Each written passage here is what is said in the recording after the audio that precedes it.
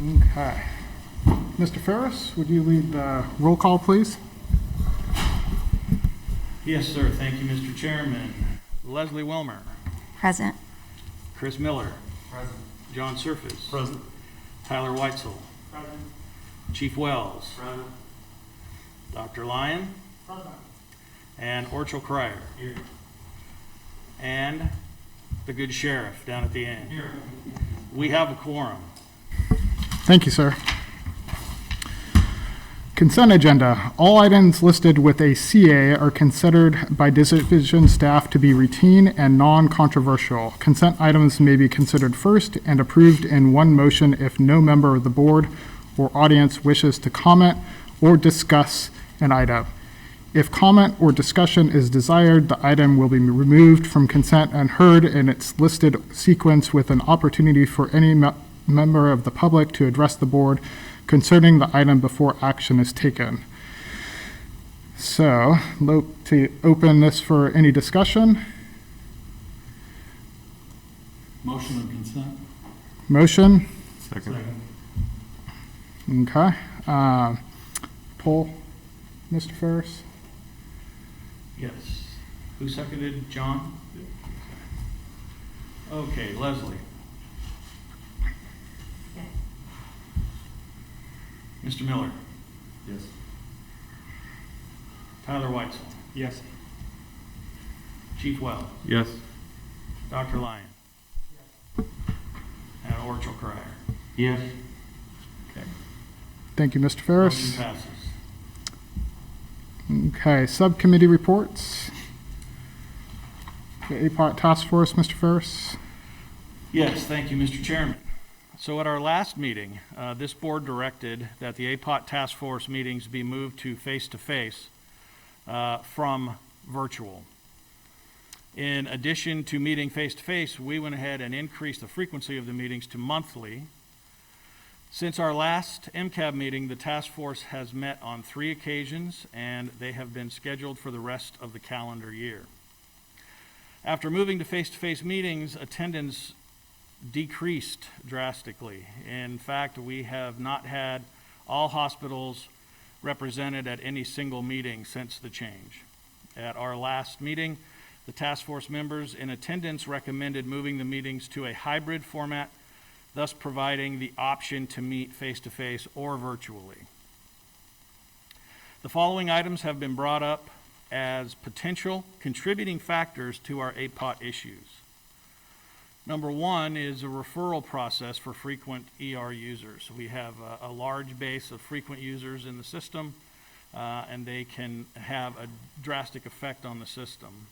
And the second one is the transfer of 5150 patients. Those get delayed quite frequently in the ERs and take up space that other patients could be taking up. So in response to these possible contributing factors, public health nursing was brought into the last meeting to provide open discussion and to assist in receiving referrals from hospitals for frequent users. The goal is for public health nurses to work with the patients to provide them with the resources they need, thus reducing unnecessary trips to the hospital.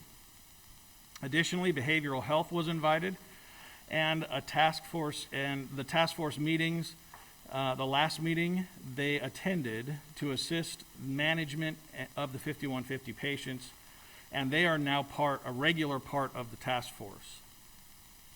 The goal here is for behavioral health staff to assist the hospital staff in getting the 5150 patients transferred to a psychiatric receiving facility, thus freeing up space in the emergency room. Following lengthy discussions, the task force has provided the following 2 recommendations.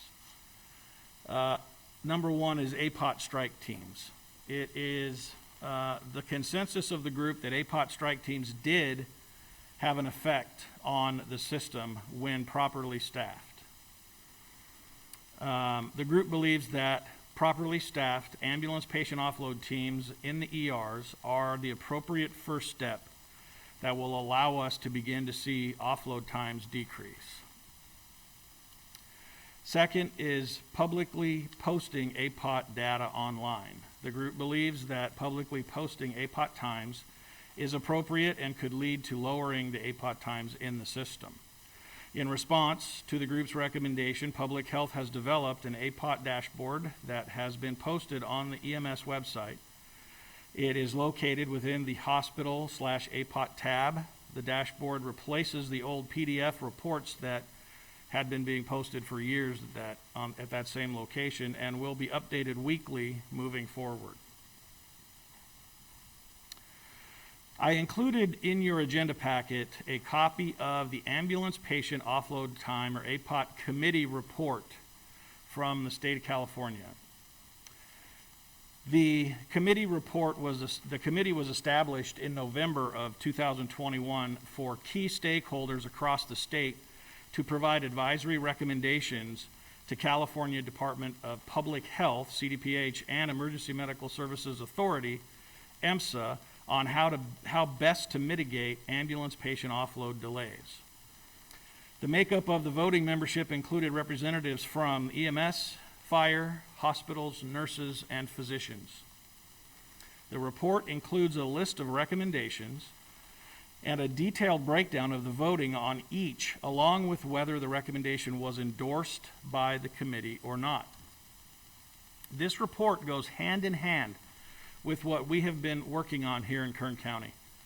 Several of the 19 recommendations listed in this report have been discussed and in some cases recommended here in Kern County. If you have not read this report yet, please do. This is an important document and I believe will be used to promote statewide change in the future. That concludes my APOT report, and I'm available for any questions. Thank you, Mr. Ferris. Any questions from the board? I've got a question. Do we have any way of tracking, posting the data online, do we know what kind of volume that site gets, or how many people actually go and look at that? We have a way of tracking that, yes. Okay. I'd be interested at some point in the future of seeing, just because I'm curious. How many people are going to the site? Yeah. Okay. Mr. Ferris, do we need to receive and file your report? Yes. I do have one question, Mr. Chairman. I haven't had a chance to read the entire report, and I know I probably asked this before, but does the state report kind of talk about like community paramedicine or community, like a mental health paramedicine type thing where they would go out and intercept the patients in the field when they call 911, not send an ambulance, but send mental health professionals, et cetera? This specific report, it does not appear to do so. The recommendations in here in the discussion, it appears that the committee at the state level was, how do they address the issues of APOT within the facility itself? Okay. Not outside. Trying to lessen Yeah. the load that comes in Yeah. via 911. Okay, thank you. But I would say that to some degree, Tele 911 accomplishes some of Yes. that. And I mean, that's one thing that we could take back and consider is, if the Tele 911 physician feels that a behavioral health consult is indicated, that then help link them to behavioral health. And they do have social workers, essentially case management as well, that will help link the patients to need, not immediately, but over the next day or so. So, I mean, it's a pretty robust system, and we're still early in the trial, but I think it's very promising. Okay, the request for that report is a receive and file. Okay. Any comments from the public? Any further comments from the board? Motion. Hear a motion? Second. Mr. Ferris, roll call.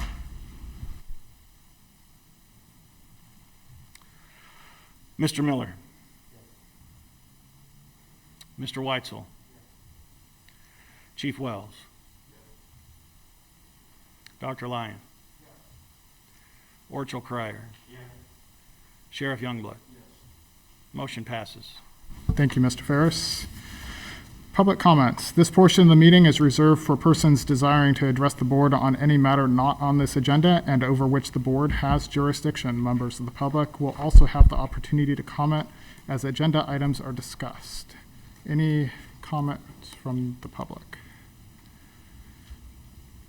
Seeing none, we'll move to public requests, none, and unfinished business, none. So new business, we have finished all that with the consent agenda, and we're on to number 11, manager's report. Mr. Ferris.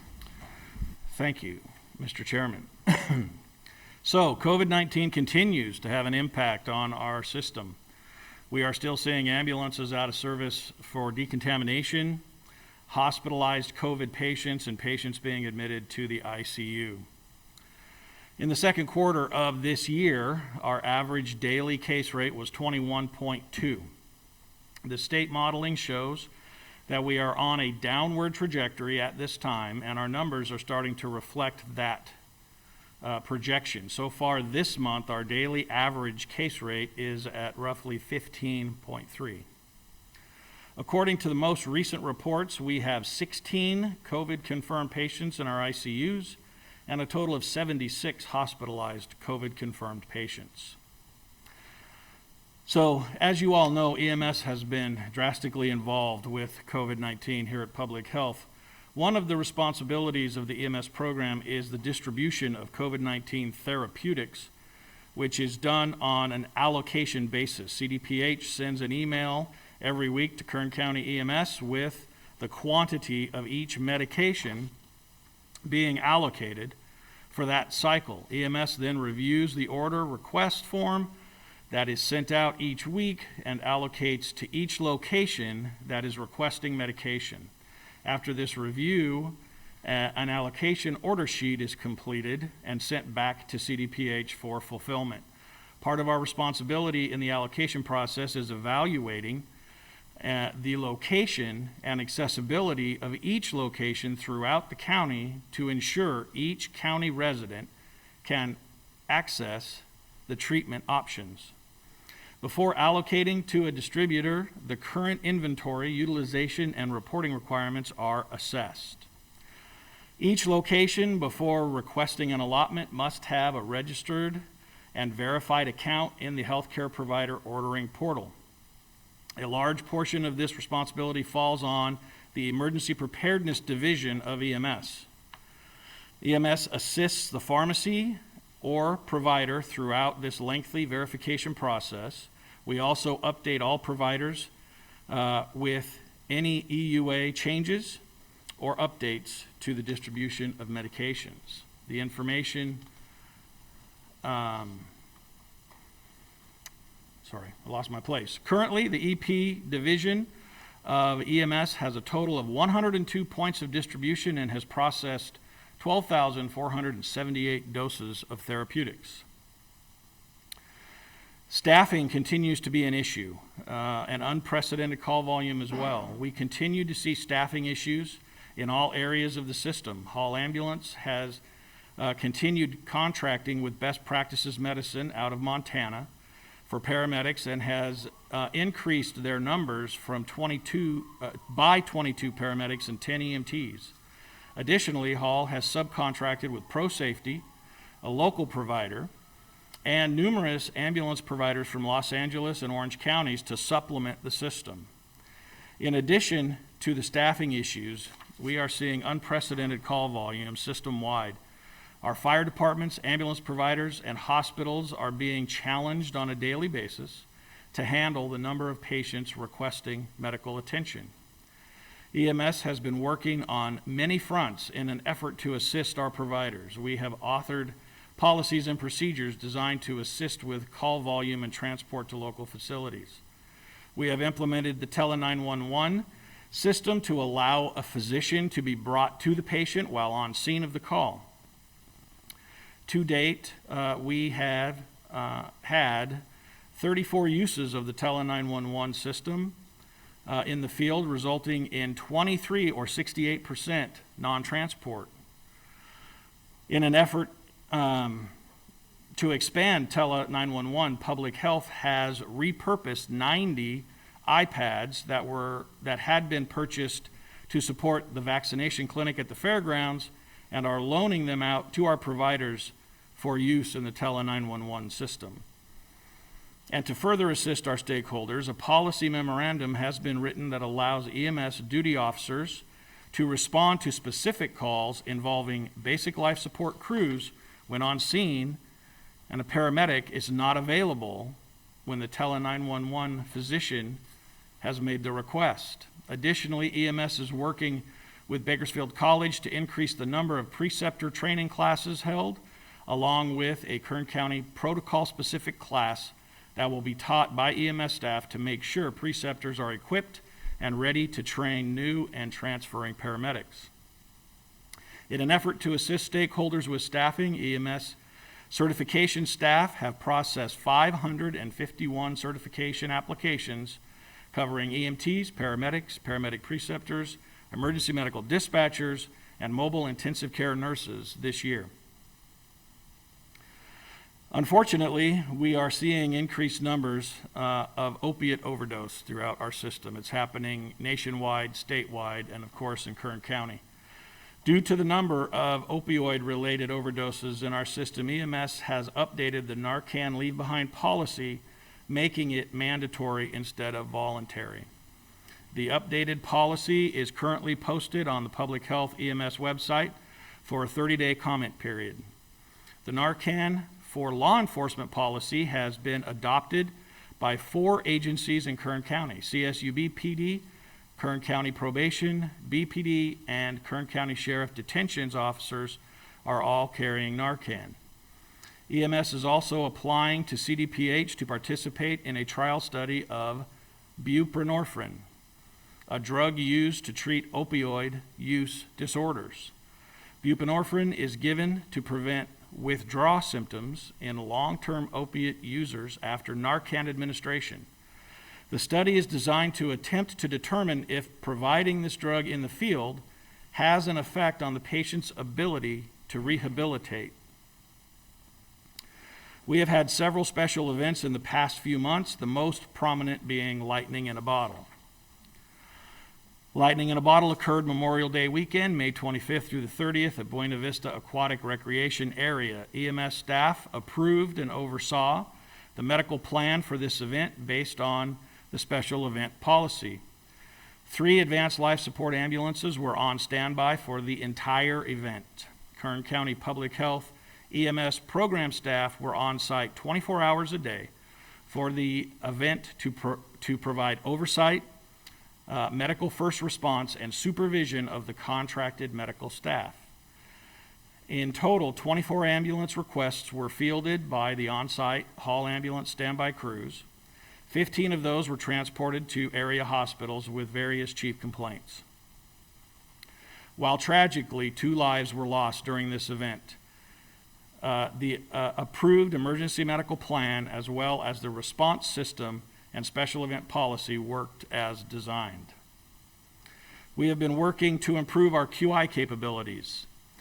We are moving forward with First Watch. We have bi-weekly meetings scheduled to create QI triggers as well as creating reports for review. Once complete, we will have the ability to receive QI issues in real time based on the triggers that we develop. Additionally, my QI staff have been reaching out directly to field crew members when they find discrepancies in patient documentation. I believe this is having a positive effect on the system by providing immediate guidance along with open discussion and positive feedback. Our EP division, our Emergency Preparedness Division of EMS, has been working diligently on the management of the Public Health Emergency Preparedness, or FEP, and the Hospital Preparedness Program, HPP, and Pandemic Influenza, or PAN-Flu grants. In addition to managing the grants, the EP division is also responsible for managing the Kern County Healthcare Coalition, assisting coalition partners with supplies and equipment for drills, training, and exercises, move-in and establishment of the new and larger emergency preparedness warehouse, and preparing various deliverable emergency preparedness plans. Finally, we have completed our overhaul of the EMS staffing plan, and I would like to introduce you to our newest member of the team, Aaron. Aaron Amon. Aaron brings with him 28 years of EMS field and education experience, including field paramedic, director of EMS education for a large university, and health and safety for the film industry. This concludes my report. I am available for any questions. Thank you, Mr. Ferris. Any discussion from the board? Any comments from the public? Motion to receive and file? Motion. Second? Second. Mr. Ferris, roll call, please.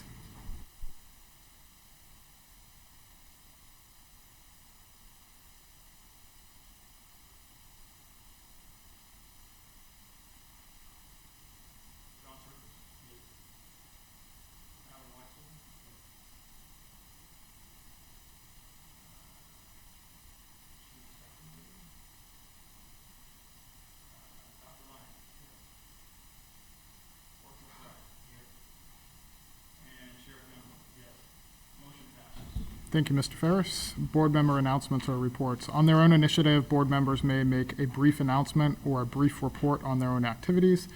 They may ask a question for a clarification, make a referral to staff, or take action to have staff place a matter of business on a future agenda. Is there any? Yes, sir. I do.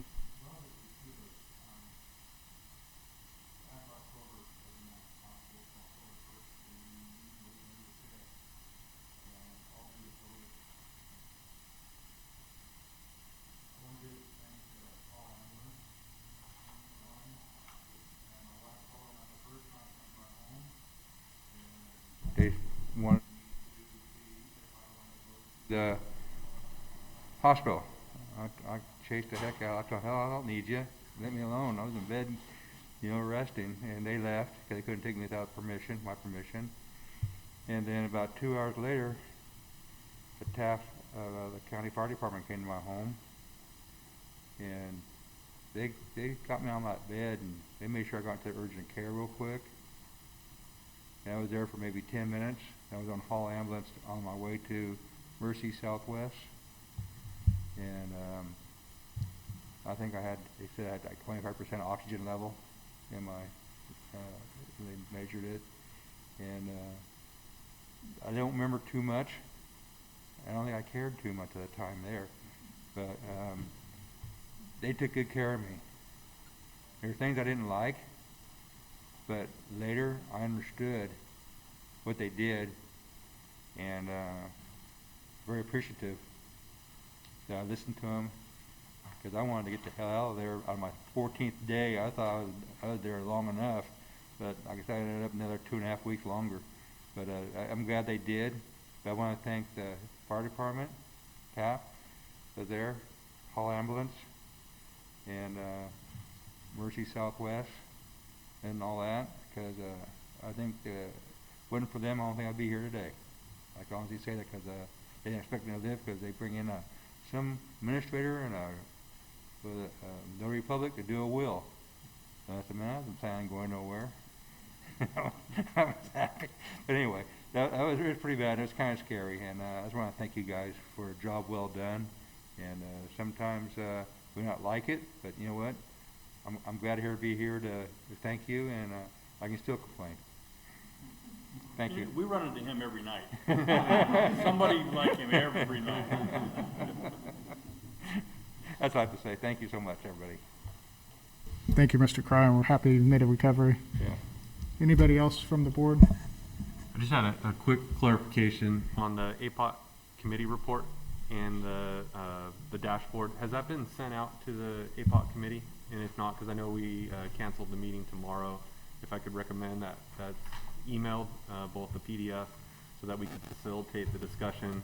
I do appreciate you putting the dashboard together. That was a big request, just to, information's so transparent now and easily accessible, but unless we share it, sometimes moving it outside of a PDF graph where people can select things, that'll be helpful to facilitate the discussion, and move into the hybrid form, I think will help.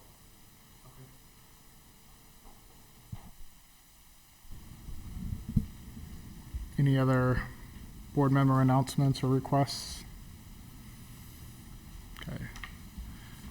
Seeing none, next regular scheduled meeting will be Thursday, November 10th, 2022 at 4 p.m. at the Kern County Public Health Services Department in Bakersfield, California.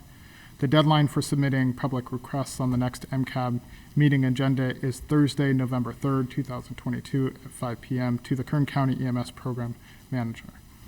And do I have a motion to adjourn? Motion to adjourn. Second? Okay, meeting's adjourned. Thank you, everybody.